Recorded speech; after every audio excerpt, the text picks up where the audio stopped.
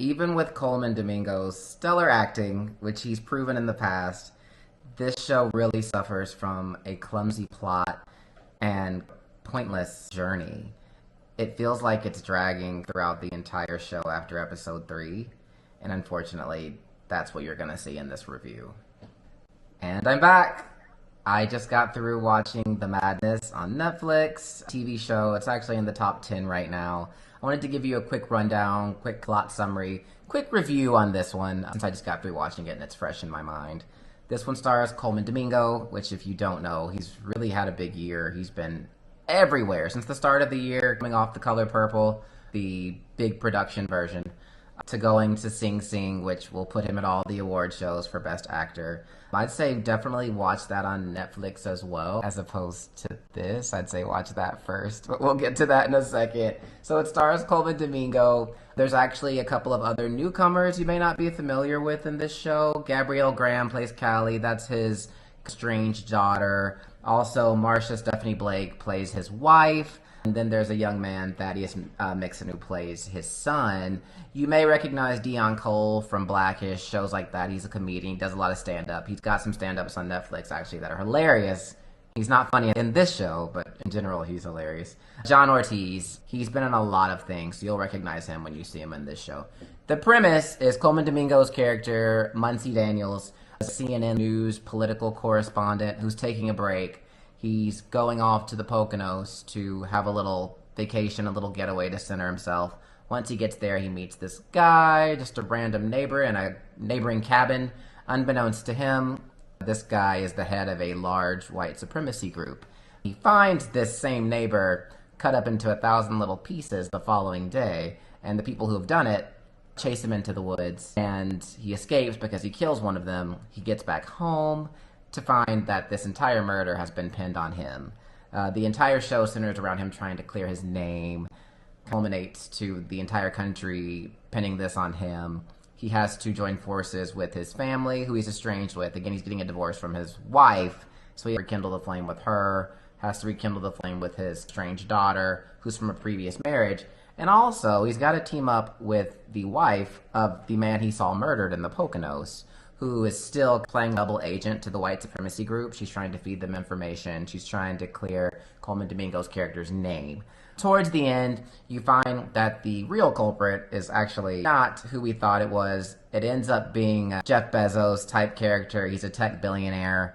The movie sort of abruptly ends with one of the white supremacy characters escaping custody, if you will, because the police finally come after them, and this one person escapes with a rifle, shoots the billionaire in the chest as he's getting out of a car, and that's the end. Colman Domingo's character's name is cleared in the show. He goes back to a regular life. At the end, it's a very happy scene where it's him and his wife and his son, and then his daughter. They're all joined together in the park. They're cooking. Everything's beautiful. It's lovely. So that's pretty much the plot. I would say acting and the cast in this particular show, Colman Domingo, he's excellent. I've loved him ever since Bayard Rustin. Definitely watch that on Netflix. That's a great special. I would say he did great in his role. He was very believable as this CNN-like correspondent who's very much trying to make a way and make a name and get a TV show for himself within this role. I would say, again, there's a lot of under and overtones racially. He did a good job of playing up that paranoia and playing up this, why is this happening to me? Is this because I'm a black man? How do I get away from this? And there's certain points in the show where he's just looking at everyone that he's going by to see if this is the person who's out to get them. Are they a part of the white supremacy group? Do they know who he is? So I thought from that standpoint, he did a really great job of just giving you that anxiety of, oh, is this person after me? Am I safe? So I feel like from that standpoint, he did great. Some of the other supporting cast, I would say specifically his son. Again, I'm not super familiar with anything that he's done. Thaddeus Mixon. Let me know in the comments if he's done a lot of stuff I'm just not aware of. He's a younger guy, so I don't think he's done much. He overacted a bit for me. He was really trying to hit home this idea that he was this really hard, tough young man, which again was an interesting just dynamic because he comes from this household of two very well-to-do parents. The wife, Colman Domingo's character's wife, was a tenured professor at an institution. The kid went to private school. So it was interesting. I felt like the acting was a bit over the top for this young man. It read as very forced throughout the entire show, every episode.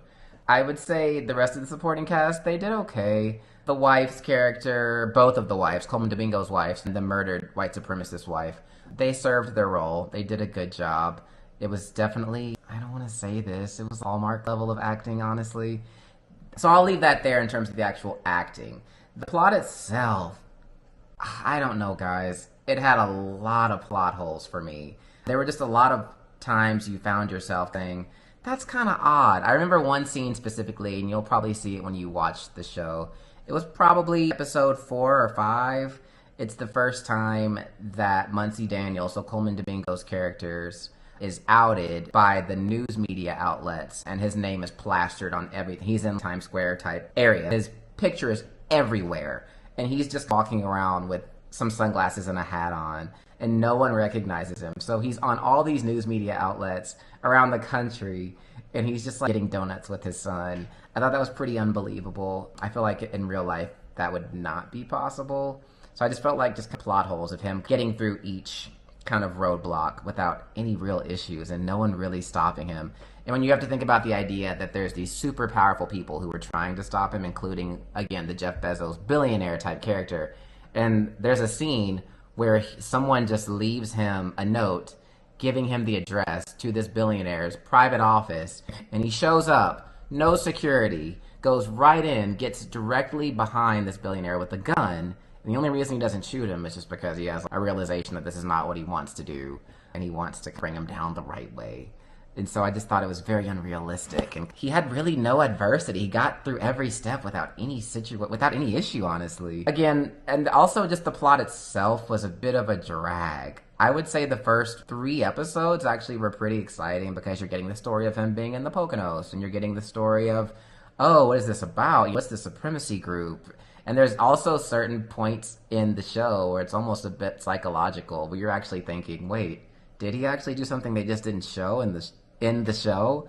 Because there's a point where he's in the precinct and they're talking about all these clues about how he was looking up all these things, how to dispose of a body, and looking up these white supremacy groups prior to him finding the body. And so it was playing tricks on your mind. It's like, wait, maybe he is the murderer all along. But once it got to episode 4, 5, 6, you found yourself just trying to think, when is this show going to be over? It really started to drag in the middle of the season. So really, 4, 5, 6, it was tough to watch. It actually was pretty boring, I'm not going to lie to you. Even Colman Domingo's acting really couldn't save this. Once we get to episode 7 or 8, it starts to wrap up and you start to see where it's going. This series of events just happens so matter of fact. Again, like I said, the white supremacy group is being caught by the police. Just happens out of nowhere. The billionaire being shot in the chest by one of the supremacists to help put a nice bow on Colman Domingo's story and set him free, and he's safe in the end. Again, like I said, the plot to me was all over the place. It was a bit messy. I don't think it was complete. I honestly feel like this show could have been a 4-episode limited series, and they could have put everything in there that they really needed to. So I would say the entire just setting itself, it was believable. They were talking about Pennsylvania and where he grew up in Philadelphia, and he visited there a couple of times when he was going to visit his daughter, again, who was estranged, so she did not live with him.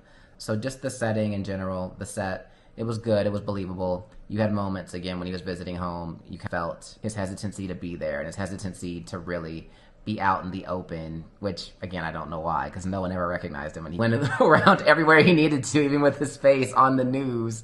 But I would say it was one of those shows to where if you don't have a lot else to do, you can watch it.